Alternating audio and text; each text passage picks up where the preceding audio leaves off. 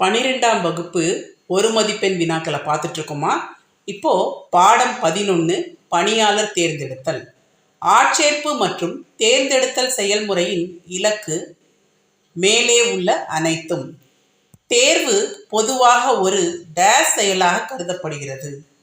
எதிர்மறை. பணியாளர்களை தேர்ந்தெடுப்பதில் பின்வருவனவற்றுள் எவை பல்வேறு பண்புகளை அளவிட பயன்படுகிறது? உளவியல் சோதனை. பொருத்தமற்ற விண்ணப்பதாரரை நீக்குவதற்கான செயல்முறை டேஷ் என்று அழைக்கப்படுகிறது. தேர்வு. முதலில் வேலை, அடுத்தது மனிதர் என்பது ஒரு டேஷ் கோட்பாடு. பணியமர்த்தல். பாடம் 12 பணியாளர் பயிற்சி முறை. பணி வழியற்ற பயிற்சி எங்கு அளிக்கப்படுகிறது? தொழிற்சாலைக்கு வெளியே. சிறந்த வேலை செயல்திறனை உறுதிப்படுத்துவதற்காக பணியாளர்களின் திறன்களை எது மேம்படுத்துகிறது? பயிற்சி. பயிற்சி பெறுபவர் உயர் அதிகாரி அல்லது மூத்த தொழிலாளர் மூலம் பெரும் பயிற்சி முறை. தொழிற்சாலைக்குள் பயிற்சி முறை. ஊழியர்களின் திறமை குறைபாடுகளை தடுக்க டேஷ் உதவுகிறது. பயிற்சி. பயிற்சி முறைகளை டேஷ் மற்றும் டேஷ் பயிற்சி என வகைப்படுத்தலாம். பணி வழி மற்றும் பணி வழியற்ற பயிற்சி.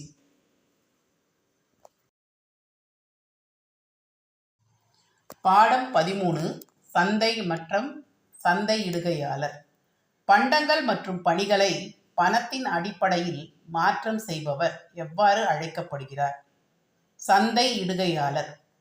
சந்தையில் சந்தையிடுகையாளர் முதலில் தெரிந்து கொள்ள விரும்புவது வாடிக்கையாளரின் தேவைகள்.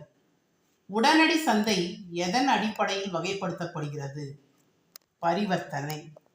கீழ்கண்டவற்றுள் எது பங்குகள் மற்றும் பத்திரங்களை வாங்கி விற்கும் நடவடிக்கைகளை மேற்கொள்கிறது? பங்குச்சந்தை.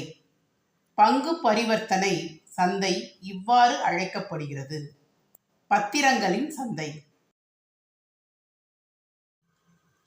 பாடம் 14 சந்தையிடுகை மற்றும் சந்தையிடுகையின் கலவை. சந்தையிடுகை முறையின் ஆரம்ப நிலை பண்டமாற்று முறை. சந்தையில் உயர்நிலையில் இருப்பவர் யார்? வாடிக்கையாளர். கீழ் கொடுக்கப்பட்ட கூறுகளில் சந்தையிடுகை கலவைக்கு தொடர்பு இல்லாத ஒரு கூறு எது? திட்டக்கூறு. சந்தையிடுகை கலவை என்பது சந்தையிடுகை திட்டமிடல் மூலம் நிறுவனத்தின் குறிக்கோள் டேஷ் தேவை மற்றும் மனநிறைவு மூலம் லாபம் பெறுகிறது. நுகர்வோர். கீழ்கண்டவற்றுள் கண்ணுக்கு புலப்படாத பொருள் எது? கல்வி. பாடம் 15 சந்தையிடுதல் நவீன போக்கு. இணையம் மூலம் பொருட்கள் அல்லது சேவைகளை விற்பனை செய்யும் முறையை டேஷ் என்கிறோம். மின் சந்தையிடுதல். இணையத்திற்கு நுழைவாயில் என்பது மோடம். சமூக சந்தைப்படுத்தல் என்பது டேஷுடன் தொடர்புடையது. சமூக வகுப்பு. சமூக ஊடக சந்தைப்படுத்துதலில் சிறப்பாக செயல்படுத்தப்படுவது டேஷ் மாற்று விகிதத்தை அதிகரிக்கும். வாடிக்கையாளரிலிருந்து வாங்குபவராக. தூய சில்லறை விற்பனையாளர் டேஷ் எனவும் அழைக்கப்படுபவர். நடவடிக்கை தரகர்கள். பாடம் 16 நுகர்வோர் இயல். நுகர்வோர் இயல் எனும் சொல் தோன்றிய ஆண்டு 1960. நுகர்வோர் இயக்கத்தின் தந்தை யார்? ரால்ஃப் நேடா. பொருட்கள் விற்பனை சட்டம் இயற்றப்பட்ட ஆண்டு 1930. நுகர்வோர் பாதுகாப்பு சட்டம் நடைமுறைக்கு வந்த நாள் 15/4/1984.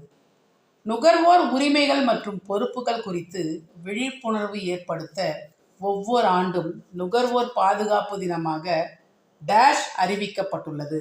மார்ச் 15. பாடம் 17 நுகர்வோரின் உரிமைகள், கடமைகள் மற்றும் பொறுப்புகள். நவீன சந்தையியலின் இறுதியான நோக்கம் நுகர்வோர் திருப்தி. டேஷ் என்பவர் நவீன சந்தையியலின் மன்னர் ஆவார். நுகர்வோர். நுகர்வோரின் உரிமைகள் அவர்கள் கொண்டுள்ள நிலையில் டேஷ் ஆகும். பொறுப்புகள். ஜான் எஃப் கென்னடி அவர்களின் கூற்றுப்படி பின்வருவனவற்றுள் நுகர்வோர் உரிமையில் இடம்பெறாதவை எது? நுகரும் உரிமை. நுகர்வோரின் பொறுப்பு என்பது அவர் பெற்றுள்ள டேஷ் ஆவணமே பொருட்களை வாங்கியதற்கான அடையாளமாகும். ரொக்க ரசீது. பாடம் 18 குறைதீர்ப்பு செயல்முறை. தேசிய நுகர்வோர் மற்றும் மறுவாழ்வு குழுவின் தலைவர் யார்? இந்திய உச்ச நீதிமன்றத்தின் சேவை அல்லது ஓய்வு பெற்ற நீதிபதி. மாநில நுகர்வோர் பாதுகாப்பு சபையின் தலைவர் யார்? உயர் நீதிமன்றத்தின் நீதிபதி.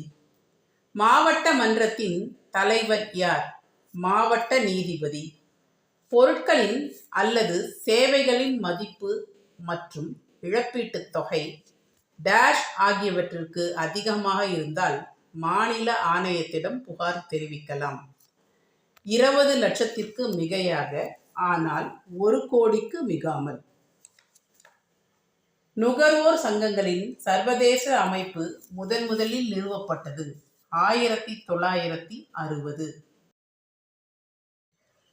பாடம் 19 சுற்றுச்சூழல் காரணிகள்.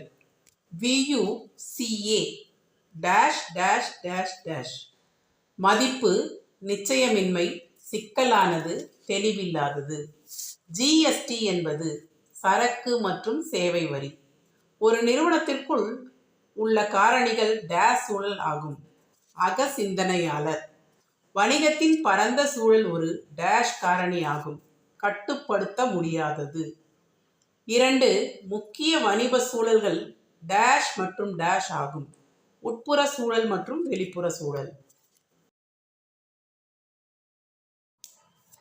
பாடம் 20 தாராளமயமாக்கல், தனியார் மயமாக்கல், உலகமயமாக்கல். டேஷ் புதிய தொழில்துறை கொள்கையின் விளைவாகும். இதனால் உரிமம் முறை அகற்றப்பட்டது. தாராளமயமாக்கல். பொதுத்துறைக்கு ஒதுக்கப்பட்ட தொழில்களை தனியார் துறைக்கு துவங்க அனுமதிப்பது டேஷ் ஆகும். தனியார் மயமாக்கல். டேஷ் உரிமைகள் சர்வதேச மட்டத்தில் வலுவான அஸ்திவாரமாக தைரியமான மேலாண்மை முடிவுகளை எடுக்கின்றன. தனியார். டேஷ் பொருட்கள் மற்றும் சேவைகள், மூலதனம் மற்றும் உழைப்பு ஆகியவற்றை ஊக்குவிப்பதற்காக தேசிய பொருளாதாரங்கள் இடையில் தடைகளை அகற்றுவதால் ஏற்படும் விளைவாகும். உலகமயமாக்கல். புதிய பொருளாதார கொள்கை டேஷ் ஆண்டு அறிமுகப்படுத்தப்பட்டது. 1991.